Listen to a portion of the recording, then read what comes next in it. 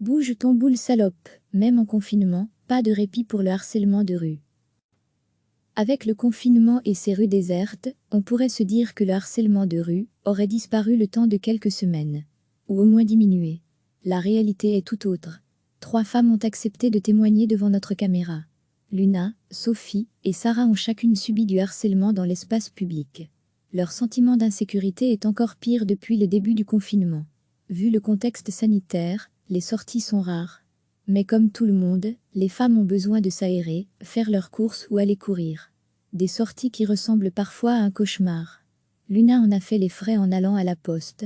Une première camionnette sort d'un garage et des hommes me sifflent. Longtemps.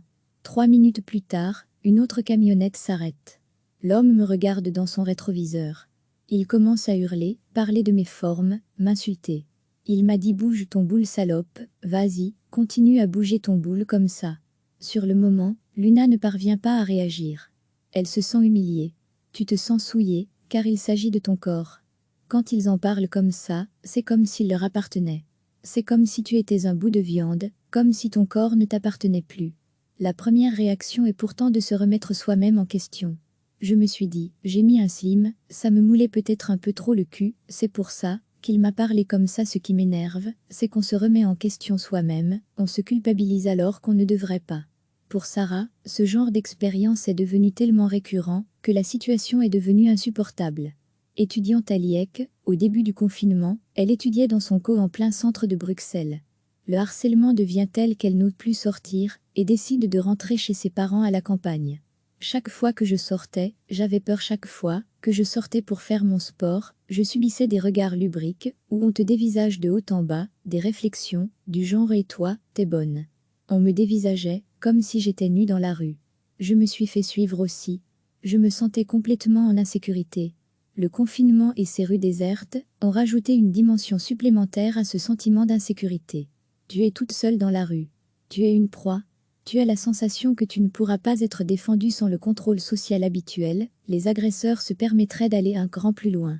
Il y a un sentiment d'impunité croissant chez les auteurs et un sentiment d'insécurité grandissant chez les victimes, explique Laetitia Genin, coordinatrice nationale de vie féminine. Durant le confinement strict, on ne pouvait pas interpeller quelqu'un pour demander de l'aide, on ne pouvait pas rentrer se réfugier dans un magasin. On se retrouvait donc seul dans cette situation d'agression. Sophie, notre 3e témoin, a également la sensation que depuis le début du confinement, la situation empire. Ce qui me choque, c'est que le harcèlement survient dès que je sors. Un jour, à Bruxelles, j'étais sortie pour faire mon jogging. Sur une course de 7 km, je me suis fait klaxonner 3 fois et interpeller une fois. Au feu rouge, on voit les regards qui nous scannent complètement, comme si on pouvait voir à travers nos vêtements. Pour la première fois, Sophie subit aussi ce genre de fait en pleine campagne. Le harcèlement n'est pas seulement urbain. Elle n'a pas subi d'insultes, mais des comportements dénigrants. Ils font des bruits TST, comme si on était des animaux. On se fait interpeller comme un petit chat au bord de la route. Du coup, ce qui devait être un moment de détente devient un moment de stress et d'angoisse. Le jogging est le seul moment du confinement où on relâche la pression. Mais ce moment est complètement gâché. On en ressort juste énervé. Certains hommes utilisent même le contexte sanitaire pour mettre une pression supplémentaire sur les femmes. Ils crachent, ils ne respectent pas la distance sociale, décrit Laetitia Genin de vie féminine. Cela montre bien que ce n'est pas de la drague, c'est quelque chose qui consiste à établir un rapport de force, un rapport de terreur, ajoute Béa Ercolini, présidente de l'ASBL Touche pas à ma pote. Le déconfinement comporte aussi son lot de risques pour les femmes. Le fait d'avoir été enfermé pendant plusieurs mois peut rendre certains hommes plus sauvages, plus dingues. Ce contexte de tension crée la sauvagerie, explique Béa Ercolini. En France, Marlène Schiappa, la secrétaire d'État chargée de l'égalité entre les femmes et les hommes, a déclaré qu'elle redoutait une vague de violences sexuelles au déconfinement. Chez nous, les autorités et associations suivent la situation de près. Pour rappel, le numéro vert de SOS Viol est le 0800/98100 selon une enquête réalisée en Belgique. 98% des femmes ont déjà subi du harcèlement de rue dans leur vie. 3/4 d'entre elles en ont été victimes avant l'âge de 17 ans. Les auteurs de ces faits risquent jusqu'à 1 000 € d'amende et 1 an de prison. Mais ces comportements débouchent malheureusement rarement sur des plaintes. Des formations devraient débuter dans certaines zones de police, dont la zone Bruxelles-Nord, pour que les forces de l'ordre soient mieux formées à déceler ces formes de harcèlement sexiste du quotidien. Avec le confinement et ces rues désertes, on pourrait se dire que le harcèlement de rue aurait disparu le temps de quelques semaines. Ou au moins diminué. La réalité est tout autre. 3 femmes ont accepté de témoigner devant notre caméra. Luna, Sophie et Sarah ont chacune subi du harcèlement dans l'espace public. Leur sentiment d'insécurité est encore pire depuis le début du confinement. Vu le contexte sanitaire, les sorties sont rares. Mais comme tout le monde, les femmes ont besoin de s'aérer, faire leurs courses ou aller courir. Des sorties qui ressemblent parfois à un cauchemar. Luna en a fait les frais en allant à la poste. Une première camionnette sort d'un garage et des hommes me sifflent. Longtemps. 3 minutes plus tard, une autre camionnette s'arrête. L'homme me regarde dans son rétroviseur. Il commence à hurler, parler de mes formes, m'insulter.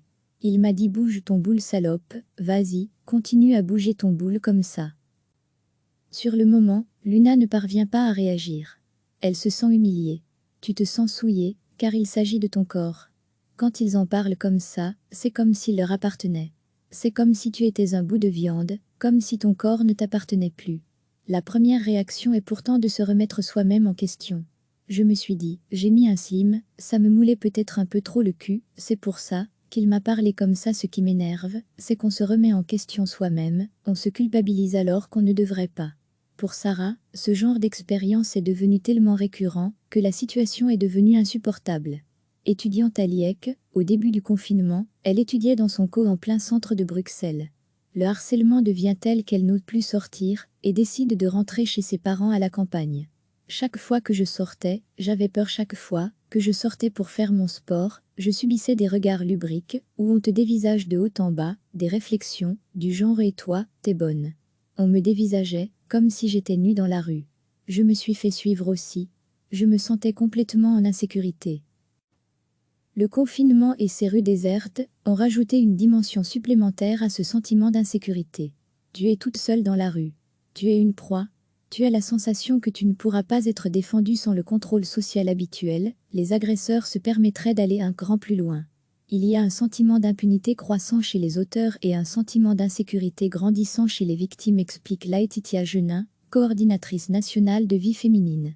Durant le confinement strict, on ne pouvait pas interpeller quelqu'un pour demander de l'aide, on ne pouvait pas rentrer se réfugier dans un magasin. On se retrouvait donc seul dans cette situation d'agression. Sophie, notre 3e témoin, a également la sensation que depuis le début du confinement, la situation empire. Ce qui me choque, c'est que le harcèlement survient dès que je sors. Un jour, à Bruxelles, j'étais sortie pour faire mon jogging. Sur une course de 7 km, je me suis fait klaxonner 3 fois et interpeller une fois. Au feu rouge, on voit les regards qui nous scannent complètement, comme si on pouvait voir à travers nos vêtements. Pour la première fois, Sophie subit aussi ce genre de fait en pleine campagne. Le harcèlement n'est pas seulement urbain. Elle n'a pas subi d'insultes, mais des comportements dénigrants.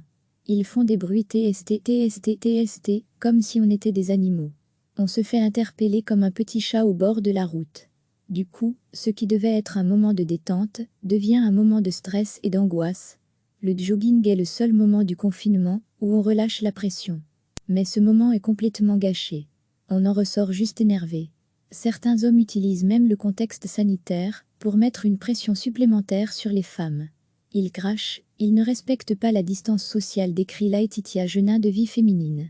Cela montre bien que ce n'est pas de la drague, c'est quelque chose qui consiste à établir un rapport de force, un rapport de terreur, ajoute Béa Ercolini, présidente de l'ASBL. Touche pas à ma pote.